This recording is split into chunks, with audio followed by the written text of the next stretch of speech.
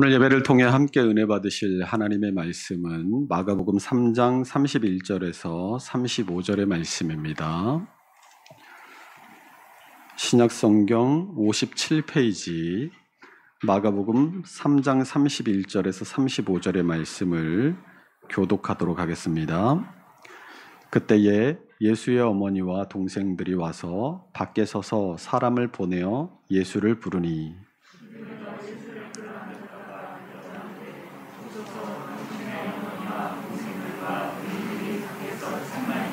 대답하시되 누가 내 어머니이며 동생들이냐 하시고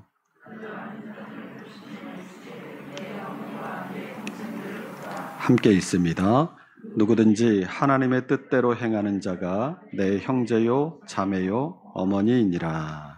아멘. 우리 이 시간에는 특별히 우리 맥주 감사 주일이잖아요. 그래서 우리가 함께 한 목소리로 아름다운 찬양으로 하나님께 감사의 찬송을 올리는 시간을 갖도록 하겠습니다. 우리 찬송가 588장 1절과 2절 그리고 간주하고 4절을 하는 것으로 우리 자리에서 일어나셔서 우리 다 같이 기쁘게 하나님을 찬양하도록 하겠습니다.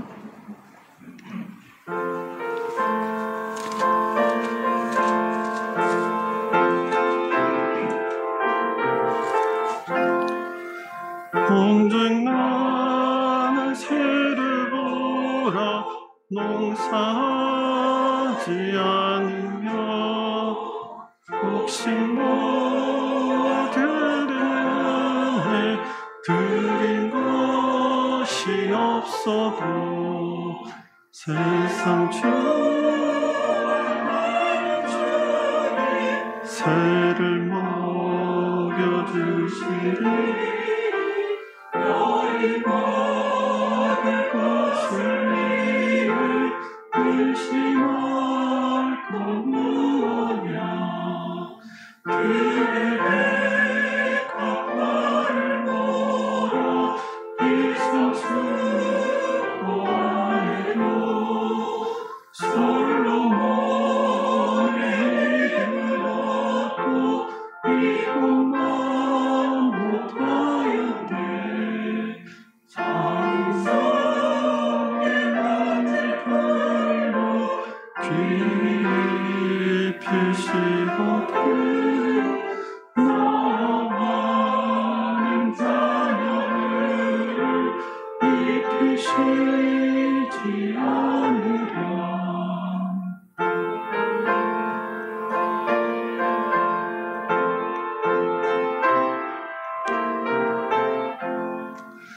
너는 먼저 주의 나라 그의 의를 구하며 하나님이 원하는 것을 너희에게 주시리 내일을 위하여서 아무 염려 말지니 내일 염려하지 말라 오늘 고생 족하다. 아멘. 우리 하나님께 영광의 박수 올려드리겠습니다. 네, 자리에 앉으십시오. 우리 지난 한 주간 동안 거듭난 거룩한 하나님의 성전으로서 성전된 우리의 마음을 잘 가꾸고 지키시기 위해 노력하셨습니까? 디모데전서 4장 7절은 경건에 이르도록 내 자신을 연단하라. 이 말씀을 예전 개역 성경에서는 오직 경건에 이르기를 연습하라 라고 되어 있습니다. 경건은 이 말씀처럼 어느 한순간에 이루어지는 것이 아닙니다. 우리의 매일의 삶 속에서 경건하기를 마음먹고 반복해서 그것을 연습할 때 경건은 그 매일의 한 겹 한 겹이 쌓여서 두터운 신앙으로 자리 잡게 되는 것입니다. 그러므로 언제나 하나님의 말씀과 기도로 거룩하여지느니라 라는 이 디모데전서 4장 5절의 말씀을 기억하고 말씀과 기도를 내 삶을 통해 실천함으로 거룩하고 경건한 삶을 살아가는 믿음의 사람들이 다 되시기를 주님의 이름으로 축원합니다. 오늘 본문은 지난주의 본문 말씀과 연결되어 있습니다. 지난주 말씀인 마가복음 3장 21절에서 예수의 친족들이 듣고 그를 붙들러 나오니 이는 그가 미쳤다 함일러라 라고 기록하고 있죠. 예수의 친족들은 예루살렘에서 온 서기관들의 말을 듣고 예수님이 미친 줄 알고 그를 강제로라도 붙들어 가려고 예수님께로 나와왔습니다. 이것과 연결된 오늘의 말씀은 간단합니다. 예수님의 어머니와 동생들이 예수님께서 계신 집에 와서 집 밖에서 예수님을 불렀습니다. 가족들이 예수님을 찾는다는 전언을 들은 예수님은 그 자리에 모여 앉아있는 무리들을 보시면서 이들이 내 어머니요 내 동생들이다, 이들을 보라라고 하십니다. 그리고 하나님의 뜻대로 행하는 자가 바로 내 형제요 자매요 어머니다라고 말씀하십니다. 그 자리에 앉았던 사람들은 깜짝 놀랐을 것입니다. 분명 지금 집 바깥에 예수님의 어머니와 가족들이 찾아와서 예수님을 부르고 있다는데 예수님은 그 자리에 둘러앉은 무리들이 자신의 가족이다라고 선포해 버리신 거예요. 그 자리에 앉은 사람들 가운데 예수님이 가족도 버리는 비정한 인물이구나라고 생각한 사람이 없었을까요? 특히 우리 동양의 사고방식으로 이 예수님의 행적, 복음서를 읽다 보면 바로 이 본문의 말씀이나 요한복음 2장의 가나 혼인잔치에서 어머니 마리아의 부탁에 대해 예수님께서 요한복음 2장 4절에서 여자여 나와 무슨 상관이 있나이까? 라고 대답하는 장면들을 보면 이 예수님이 후레자식인가? 이런 생각까지도 할 수 있습니다. 그러나 예수님은 마가복음 7장에서 부모 공경하기가 싫어서 고르반이라는 제도를 만들어내기까지 한 바리새인과 서기관들을 책망하신 바 있습니다. 또 십자가 위에서 못 박히시는 극한 고통 속에서도 어머니 마리아를 자신의 사랑하는 제자에게 부탁하십니다. 우리 요한복음 19장 25절에서 27절을 함께 읽어보겠습니다. 예수의 십자가 곁에는 그 어머니와 이모와 글로바의 아내 마리아와 막달라 마리아가 섰는지라. 자기의 어머니와 사랑하시는 제자가 곁에 서 있는 것을 보시고 자기 어머니께 말씀하시되 여자여 보소서 아들이니이다 하시고 또 그 제자에게 이르시되 내 어머니라 하신대 그때부터 그 제자가 자기 집에 모시니라. 아멘. 또 앞서 말씀드렸던 이 가나 혼인잔치에서도 요한복음 2장 4절 그 본문 전체를 보면 예수께서 이르시되 여자여 나와 무슨 상관이 있나이까? 내 때가 아직 이르지 아니하였나이다 라고 아직 하나님의 아들로서의 자기 정체성을 세상에 밝힐 때가 아님을 말씀하시지만 그럼에도 불구하고 육신의 어머니의 청대로 물을 포도주로 만들어 주십니다. 그러니까 예수님의 이 오늘 본문의 대답은 가족의 관계를 부정하거나 무시한 대답이 아닙니다.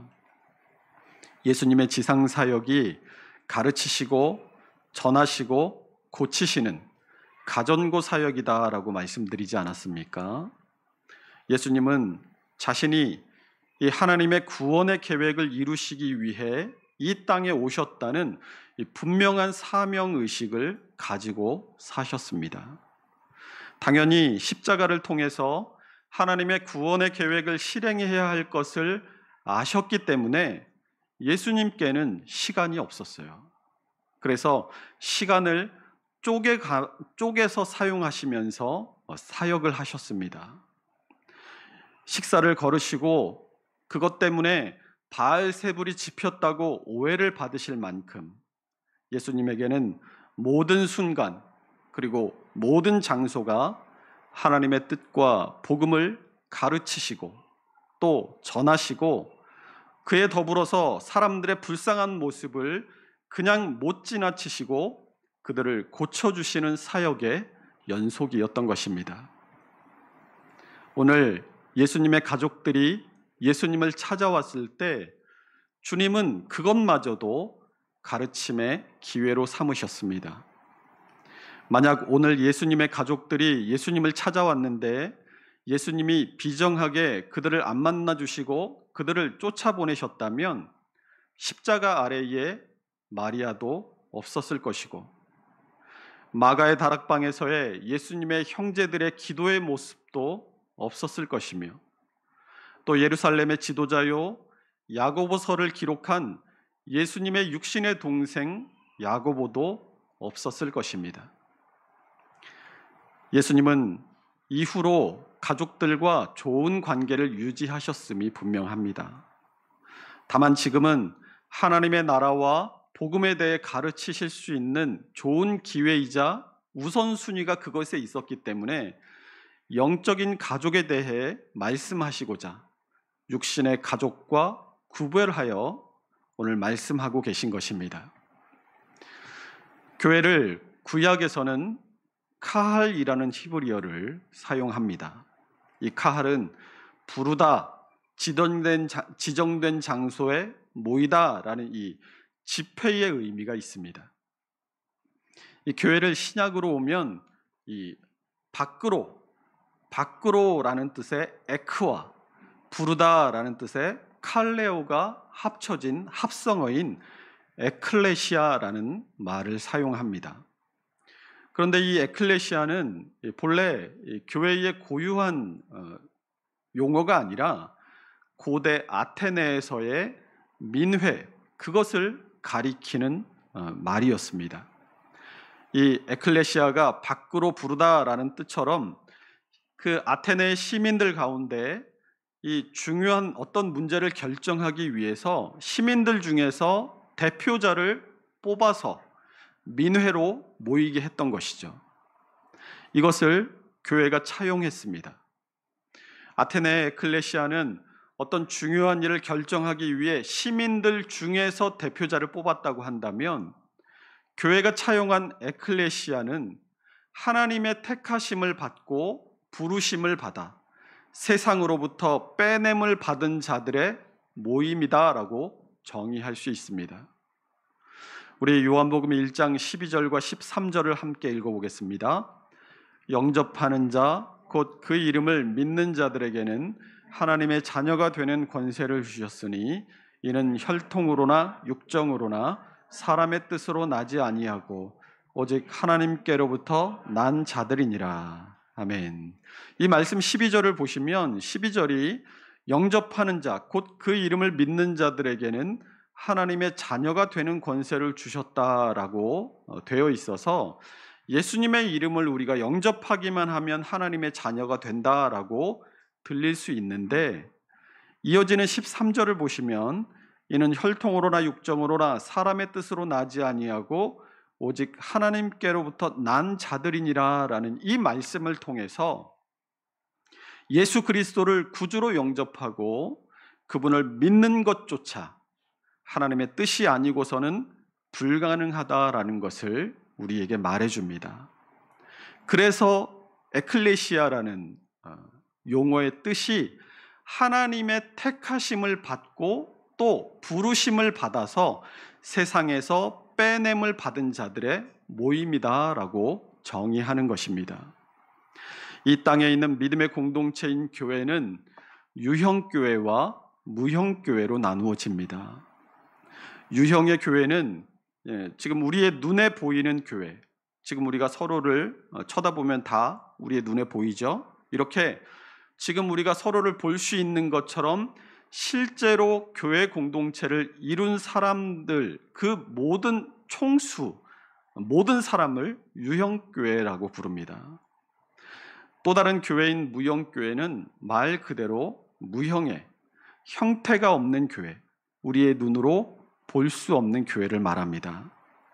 제가 이 또 다른 교회인 무형교회다라고 해서 이 유형교회와 무형교회가 별개라는 말은 아닙니다. 이 유형교회와 무형교회는 같은 교회일 수도 있고 이 유형교회 안에 무형교회가 더 적은 수로 존재할 수도 있습니다. 우리가 수학의 집합을 여러분 다 배우셨죠? 수학의 집합을 배우다 보면 어떤 집합 안에 더 작은 집합이 완전히 포함되어 있을 때를 포함이다라는 말로 사용을 하죠. 그러니까 유형교회와 무형교회의 관계를 이 수학의 집합으로서 표현해 본다면 무형교회는 유형교회와 같거나 혹은 그보다 작다라는 말로 표현할 수 있습니다. 이 무형교회의 특징은 첫 번째로 우리의 눈에 보이지 않는다는 것입니다. 우리의 눈에 보이지 않기 때문에 누가 무형교회의 일원인지 우리는 알 수 없습니다. 그래서 무형교회의 두 번째 특징은 누가 무형교회의 일원인지를 하나님만이 아신다라는 것입니다. 그러니까 진정한 의미에서의 에클레시아, 하나님의 택하시고 부르심을 받은 하나님의 믿음의 공동체는 이 유형교회를 이야기하는 것이 아니라 엄밀하게 말하면 무형교회, 하나님의 택하시고 부르셔서 그분께서 불러내셔서 그분의 자녀 삼아주신 하나님만이 아시는 진정한 영적인 가족을 뜻하는 것이다 라고 말할 수 있습니다. 그러면 왜 교회에 무형교회와 유형교회라는 것이 존재하는 것일까요? 예수님께서 마태복음 13장 24절에서 30절을 통해서 알곡과 가라지의 비유를 말씀하셨습니다. 이 마태복음 13장은 천국에 대한 가르침 가운데 말씀하셨던 여러 가지 비유 중 하나입니다. 우리 함께 마태복음 13장 24절에서 30절을 읽어보도록 하겠습니다.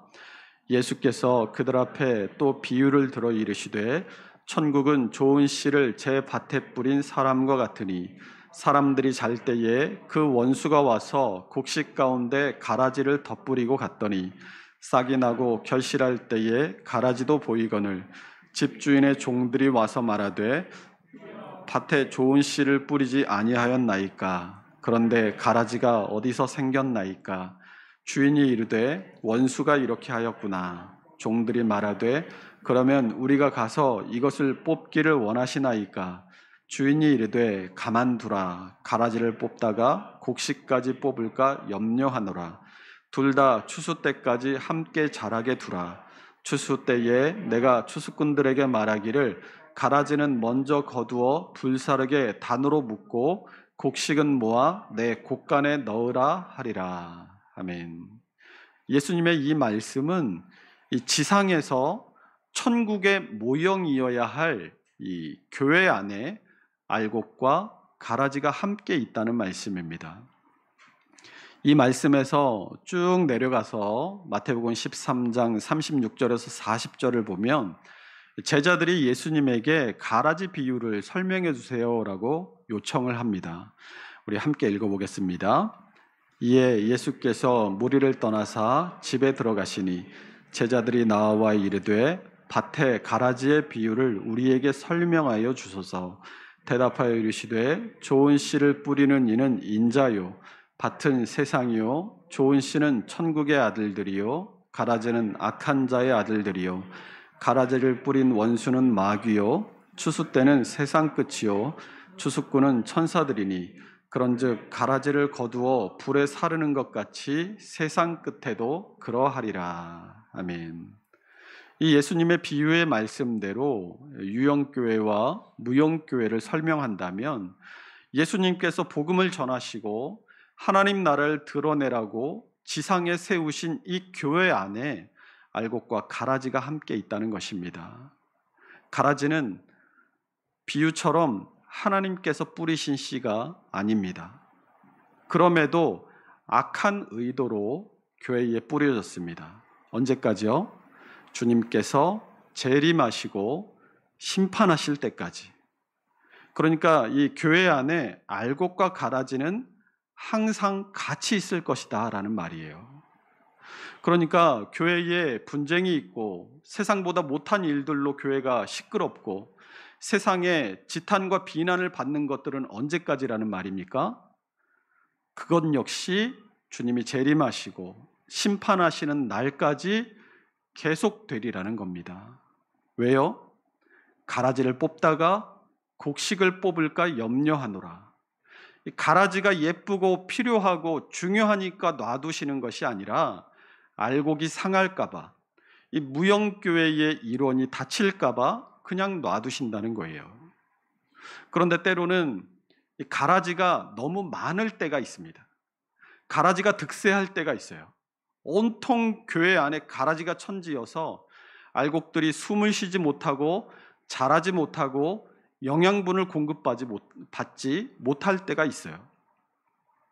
그런 교회는 망할 것 같은데 교회는 망하지 않습니다. 다만 그 안에 의인들의 심령이 많이 상하고 힘들 뿐이에요. 그럴 때라도 주님은 가라지를 뽑지 않으십니다. 앞서 말씀드린 대로 알곡이 다치지 않도록, 또 하나는 그들이 받아야 할 마땅한 심판을 받도록 그냥 내버려 두시는 거예요. 그래서 알곡인 의인은 고난을 많이 받습니다. 세상에서도 고난을 받고 교회에서도 고난을 받아요. 우리가 우리 교회를 위해서 열심히 기도해야 할 이유가 여기에 있습니다. 가라지가 없을 수는 없겠지만 가라지가 득세하지 않도록, 가라지가 너무 많아지지 않도록 늘 교회를 위해 기도하셔야 합니다. 그래서 유형교회의 숫자를 늘리는 게 중요한 것이 아니라 하나님의 택하심과 부르심을 받은 무형교회가 더 잘 자라고 잘 결실하도록 하는 것이 사실은 더 중요한 일이에요. 왜 교회들마다 분쟁이 있고 세속화되고 한국교회가 욕을 먹습니까? 가라지가 득세해서 가라지의 뜻대로 교회가 흘러가기 때문이에요. 그게 다 이 숫자 부풀리기의 혈안이 되어서 유형교회의 숫자 부풀리기에 급급했던 이 한국교회의 잘못된 방향성에 대한 반작용인 것입니다. 눈에 보이는 숫자에 급급하고 거기에 목숨을 거는 게 중요한 것이 아니라 바르게 말씀이 선포되고 선포된 말씀대로 살아가는 일에 힘쓰는 것이 중요한 것은 무형교회가 잘 자라나서 더 커지고 힘이 있으면 유형교회의 도전을 잘 막아내고 교회의 진리를 수호하며 하나님의 뜻을 이 땅에 온전히 이루는 교회가 될 수 있기 때문입니다. 또한 지금은 유형교회에 속한 사람, 가라지라고 할지라도 말씀과 기도로 거룩하여져서 무형교회의 일원으로 알곡으로 하나님께서 불러주시기를 위해 기도해야 하는 것입니다. 이런 기도는 어느 한쪽만을 위한 기도가 아니죠. 아직 부르심을 받지 못했지만 유형교회의 일원으로 살아가고 있는 가라지를 위한 기도이기도 하고, 또 부르심을 받아서 주님의 뜻을 이 땅에 행하며 그리스도인답게 살고자 하는 무형교회의 일원들인 알곡들을 위한 기도이기도 합니다. 저는 부디 우리 함께 지어져가는 교회가 유형교회의 숫자와 무형교회의 숫자가 같은 교회가 되기를 간절히 바랍니다. 한 사람도 하나님에게서 떨어져 나가지 않고 알곡으로 추수가 되어서 하나님 나라의 곳간에 들어가는 복을 누릴 수 있으시기를 주님의 이름으로 축원합니다. 우리가 보통 택자와 불택자, 그리고 유형교회와 무형교회에 대해서 설교를 하면 보이는 반응이 거의 비슷해요. 어떤 반응을 보이냐면, 나는 택자일까? 아니면 불택자일까? 나는 유형교회의 가라지일까? 무형교회의 알곡일까? 여기까지는 괜찮다고 볼 수도 있는데, 거기서 더 나가면 이제 문제인 거예요. 저 사람은 택자일까? 불택자일까? 저 사람이 가라지일까? 알곡일까? 의심의 눈초리로 서로를 봐요. 여러분, 그거 하시면 안 됩니다. 아무리 여러분이 머리를 쥐어 짜고 굴려봐도 몰라요. 저도 모릅니다. 그런데 유형교회의 이론과 무형교회의 이론을 단정할 수는 없어도 어느 정도 알아볼 수는 있습니다. 앞서 무형교회는 하나님만이 아시는 교회다라고 말씀드렸잖아요. 그래도 사실은 그래도 궁금하잖아요. 만약 저 사람이 택자일까 부택자일까, 저 사람이 가라지일까 알고일까 하는 질문에 대해서 예수님께서 하신 말씀을 들으면 거기에 답이 있다는 것을 발견하게 됩니다. 우리 요한복음 21장 21절 22절을 함께 읽어봅니다. 이에 베드로가 그를 보고 예수께 여짜오되 주님, 이 사람은 어떻게 되겠사옵나이까? 예수께서 이르시되 내가 올 때까지 그를 머물게 하고자 할지라도 내가 무슨 상관이냐? 너는 나를 따르라 하시더라. 아멘. 무슨 말이에요? 너나 잘하세요 라는 말이에요. 너나 잘하라는 거예요. 이 23절에 요한복음을 기록한 요한이 예수님의 말씀을 해설해 놨습니다. 우리 23절도 함께 읽어보겠습니다. 이 말씀이 형제들에게 나가서 없나요? 제가 읽을게요. 이 말씀이 형제들에게 나가서 그 제자는 죽지 아니하겠다 하였으나 예수의 말씀은 그가 죽지 않겠다 하신 것이 아니라 내가 올 때까지 그를 머물게 하고자 할지라도 내게 무슨 상관이냐 하신 것이로라.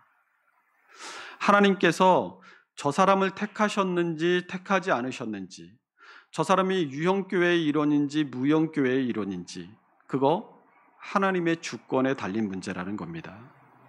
우리가 궁금한 거 내가 그걸 궁금해해서 하나님께 물어보고 그걸 알면 뭐 하겠어요? 알았다 치면 또 궁금증이 생기겠죠. 왜요? 왜요, 하나님? 내 생각에는 그거 아닌 것 같은데 왜 그렇게 하십니까? 그건 아닌 것 같아요. 바꿔주세요. 저 사람은 되고 저 사람은 안 돼요. 분명히 이러지 않겠습니까?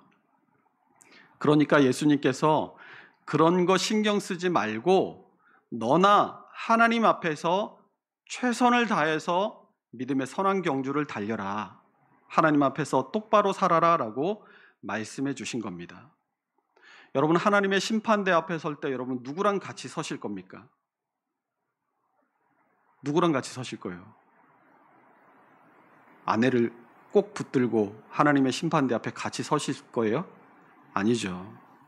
키에르케고르가 우리는 모두 신 앞에 단독자다라고 말했습니다. 나 혼자 하나님의 심판대 앞에 서는 거예요. 다른 사람이 어쩌고 다른 사람 때문에 어쩌고 하나님 앞에 서면 다 핑계일 뿐입니다. 하나님 앞에서 핑계는 통하지 않습니다. 그래서 하나님의 심판대 앞에서 우리가 말할 것이 있기 위해서 우리는 이 땅에서 하나님과의 관계 안에서 최선의 삶을 살아야 하는 거예요. 그러면 남에 대한 거는 이제 우리가 신경 쓸 게 없으니까, 그러면 나는 혹시 택자일까 부택자일까? 나는 유형교회의 가라지일까 무형교회의 알곡일까? 이 질문이 남겠죠. 이것도 당연히 하나님의 주권에 달린 일이기 때문에 하나님만이 아십니다. 그러나 예수님께서 마태복음 7장 20절에서 그러므로 그들의 열매로 그들을 알리라 라고 말씀하시는 것처럼 분명하게 단정할 수는 없지만 사실은 그 열매와 결과를 통해서 그 사람이 어떠하다라는 것을 알 수 있도록 해주셨습니다. 우리 갈라디아서 5장 19절에서 21절 함께 읽습니다. 육체의 일은 분명하니 곧 음행과 더러운 것과 호색과 우상숭배와 주술과 원수 맺는 것과 분쟁과 시기와 분냄과 당짓는 것과 분열함과 이단과 투기와 술 취함과 방탕함과 또 그와 같은 것들이라. 전에 너희에게 없나요? 너희에게 경계한 것 같이 경계하노니 이런 일을 하는 자들은 하나님 나라를 유업으로 받지 못할 것이요. 아무리 거룩한 척하고 내가 신앙인인 척해도 그 사람의 지나온 걸음과 결과물들이 육체의 열매라고 한다면 아닌 건 아닌 거라는 거예요. 반대로 거룩하고 신앙으로 바르게 살아가는 사람들에게는 분명한 성령의 열매가 맺혀진다고 말씀합니다. 우리 갈라디아서 5장 22절에서 24절 함께 읽습니다. 오직 성령의 열매는 사랑과 희락과 화평과 오래 참음과 자비와 양성과 충성과 온유와 절제니 이 같은 것을 금지할 법이 없느니라. 그리스도 예수의 사람들은 육체와 함께 그 정욕과 탐심을 십자가에 못 박았느니라. 아멘. 이런 것들을 통해서 우리는 내가 얼마나 신앙의 진보, 성화를 이루었는가를 짐작할 수 있게 된다는 거예요. 오늘 말씀에서 예수님을 부르러 온 이 육신의 가족들의 일을 통해서 하나님의 나라와 복음에 대해서 가르칠 수 있는 좋은 기회라고 판단하신 예수님은 육신의 가족과 영적인 가족에 대해서 말씀하세요. 영적인 가족은 하나님의 택하심과 부르심을 입은 하나님의 자녀들이에요. 가라진 유형교회가 아니라 알고 긴 무형교회의 이론을 말합니다. 예수님은 이 거룩한 영적인 가족에 대해서 가르치시면서 한 가지 단서를 다십니다. 그게 오늘 본문 35절에 누구든지 하나님의 뜻대로 행하는 자라는 거예요. 예수님이 가르치시는 그 자리에, 그 예수님이 내 가족이다라고 말하시는 그 자리에 그 무리들 가운데 알곡들만 있었습니까? 아니죠. 지난 시간에 살펴본 대로 서기관들도 들어와서 한 자리를 차지하고 있었어요. 예수님이 용하다고 하니까 병고침을 받겠다고 들어와 앉아있는 사람, 가족들 가운데 귀신 들린 가족을 고쳐보겠다고 와서 앉아있는 사람, 신기한 기적을 보려고 남보다 먼저 와서 비접고 들어와 앉아있는 사람, 또 나사로의 동생 마리아와 같이 주님을 사랑하고 그분의 말씀을 사모해서 앉아있는 사람, 유형교회의 모든 사람들이 다 나와서 주님을 쳐다보고 있는 거예요. 그때 주님께서 그 사람들을 향해서 누가 내 어머니며 내 동생들이냐 하시고 둘러앉은 자들을 보시면서 내 어머니와 동생들을 보라라고 하십니다. 그리고 말씀하세요. 누구든지 하나님의 뜻대로 행하는 자가 내 형제요, 자매요, 어머니니라. 이 말은 지금 눈앞에 보이는 유형교회의 구성원들 가운데 무형교회의 구성원이 있다는 말씀이에요. 예수님의 말씀을 꼬투리 잡으려고 도사리고 앉아있는 서기관들이 무형교회의 일원이겠습니까? 아니면 자기의 이익만을 추구해서 그 자리에 앉아있는 무리가? 뭔가 신기한 것을 따라다니는 그 사람이? 그런 사람은 유형교회의 일원일 수는 있을지언정 무형교회의 일원일 수는 없습니다. 무형교회의 특징을 주님 뭐라고 지금 말씀하십니까? 하나님의 뜻대로 행하는 자, 바로 그것입니다. 우리는 내가 유형교회의 일원, 하나님의 택하심을 받지 못한 가라지인지 무형교회의 일원, 하나님의 택하심, 부르심을 받은 알곡인지 몰라요. 그런데 오늘 예수님께서 내가 택자, 무형교회의 일원일 수 있는 증거를 하나 알려주신 겁니다. 뭐라고요?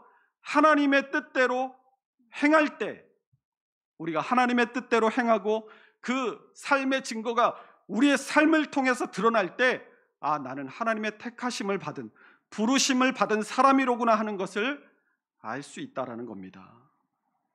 이 말을 바꿔본다면 어떻게 되겠어요? 내가 지금 비록 유형교회의 가라지라 할지라도 하나님의 뜻을 따라 행하며 성령의 열매 맺기를 위해 최선을 다한다면 하나님께서 우리를 무형교회의 일원으로 택하신 백성이여 하나님의 자녀로 부름받은 알곡으로 우리의 신분을 바꿔주실 수 있다는 말입니다. 물론 택하시고 부르시는 것은 하나님의 주권 아래에 있는 일이기 때문에 우리의 어떠한 열심이 하나님의 택하심과 부르심을 유발한다는 말이 아니에요. 중생은 말씀만으로 이루어지지 않습니다. 그러면 말씀을 들은 모든 사람들이 다 중생해야 되잖아요. 그런데 그렇지 않죠. 말씀을 들어도 중생한 사람이 있고 중생하지 못하는 사람이 있어요. 무슨 차이예요? 말씀과 함께 하나님의 영의 특별한 역사가 그 사람의 마음 가운데 일어날 때 그때 비로소 중생은 일어나게 되는 거예요. 그렇다고 한다는 것은 우리 삶에서 우리가 하나님의 뜻대로 행하는 일도, 성령의 열매를 맺는 일도 사실은 누가 하시는 거라는 거예요? 하나님의 영이신 성령께서 우리 안에 내주하셔서 하시는 일이라는 겁니다. 그런데 우리가 그런 거룩해지려는 소원을 가지고 하나님의 뜻대로 행하려고 할 때 성령께서 도우시면 그것을 할 수 있어요. 우리가 성령의 열매를 맺고자 하는 소망을 가지고 힘써 주님을 위해서 살아갈 때 우리로 하여금 성령의 열매를 맺게 하시는 분도 성령님이시라는 거예요. 우리 골로새서 1장 9절에서 12절 함께 읽어봅니다. 이로써 우리도 듣던 날부터 너희를 위하여 기도하기를 그치지 아니하고 구하노니 너희로 하여금 모든 신령한 지혜와 총명의 하나님의 뜻을 아는 것으로 채우게 하시고 주께 합당하게 행하여 범사에 기쁘게 하고 모든 선한 일에 열매를 맺게 하시며 하나님을 아는 것에 자라게 하시고 힘을 따라 모든 능력으로 능하게 하시며 기쁨으로 모든 견딤과 오래 참음에 이르게 하시고 우리로 하여금 빛 가운데서 성도의 기업의 부분을 얻기에 합당하게 하신 아버지께 감사하게 하시기를 원하노라. 우리 12절 끝에 뭐라고 말씀합니까? 이 모든 일들을 얻기에 합당하게 하신 아버지께라고 말해요. 우리는 남들 택자니 불택자니 그런 거 신경 쓸 겨를이 없어요. 그냥 최선을 다해서 하나님의 뜻대로 살려고 죽기 살기로 애써야 합니다. 죽기 살기로 애쓰다 보면 어느샌가 하나님의 말씀대로 살아가는 나 자신을 보면서 아, 내가 하나님의 자녀로구나 하는 것을 확신할 날이 오게 된다라는 거예요. 그런데 반대로 죽기 살기로 애를 쓰는데 하나님의 뜻대로 살아가지 못할 때가 있죠. 우리 다 경험하지 않습니까? 그럴 때 우리 어떻게 돼요? 좌절하고 절망합니다. 그러나 그럴 때라도 성령의 도우심을 구하고 다시 일으켜 주실 힘 주시기를 바라면서 끝까지 하나님의 뜻대로 행하려고 노력해야 돼요. 언제까지요? 하나님의 최후 심판대 앞에 설 때까지 말입니다. 여러분, 끝날 때까지 끝난 게 아니에요. 끝나야 끝난 겁니다. 어떤 사람은 평생 예수 믿으라고 하면 콧방귀만 뿡뿡 끼다가 숨 거두기 단 몇 시간 전에 영접기도 하고 주님 믿는 사람도 있어요. 반대로 평생 주님을 위해서 헌신하다가 죽기 단 몇 시간 전에 하나님이 어디 있어 하고 죽는 사람도 있어요. 믿음의 선한 경주는 결승선을 통과해야 끝이 나는 겁니다. 아니, 그러면 죽도록 하나님의 뜻대로 행하다가 죽으면 죽을 때까지 그러면 너무 힘들지 않겠어요? 아니에요. 주님은 우리에게 고난과 역경을 주실 때도 반드시 피할 길을 주시겠다고 약속하셨어요. 고린도전서 10장 13절입니다. 읽습니다. 사람이 감당할 시험 밖에는 너희가 당한 것이 없나니 오직 하나님은 미쁘사 너희가 감당하지 못할 시험 당함을 허락하지 아니하시고 시험 당할 즈음에 또한 피할 길을 내사 너희로 능히 감당하게 하시느니라. 요한복음 14장 27절 있습니다. 평안을 너희에게 끼치노니 곧 나의 평안을 너희에게 주노라. 내가 너희에게 주는 것은 세상이 주는 것과 같지 아니하니라. 너희는 마음에 근심하지도 말고 두려워하지도 말라. 요한복음 16장 33절입니다. 이것을 너희에게 이르는 것은 너희로 내 안에서 평안을 누리게 하려 함이라. 세상에서는 너희가 환난을 당하나 담대하라. 내가 세상을 이기었노라. 우리 주님은 우리가 이 땅에서 하나님의 뜻대로 살기를 소원할 때 그 걸음이 너무 힘들지 않게 우리를 도우시는 분이십니다. 우리의 피할 길을 미리 마련하시고 고난과 시련 속에서도 세상은 알지도 또 줄 수도 없는 평안을 우리에게 부으셔서 감사와 기쁨으로 그 길을 능히 가게 하세요. 그리고 결정적으로 주님은 십자가 대속과 부활하심을 통해 세상을 이기신 분이신 줄로 믿으시기 바랍니다. 그 주님께서 우리보다 앞서서 우리를 가장 좋은 길로 인도하신다라는 사실을 여러분 믿으시기 바랍니다. 그러므로 우리가 주님의 영적인 가족으로 하나님의 뜻을 따라 행하며 하나님의 뜻을 행하며 살아가고자 할 때 주님께서 우리에게 힘도 주시고 능력도 주시고 이기게 하실 줄로 믿으시고 담대하게 하나님의 뜻을 행하며 살아갈 수 있는 주님의 영적인 가족들이 다 될 수 있으시기를 주님의 이름으로 축원합니다. 기도하겠습니다.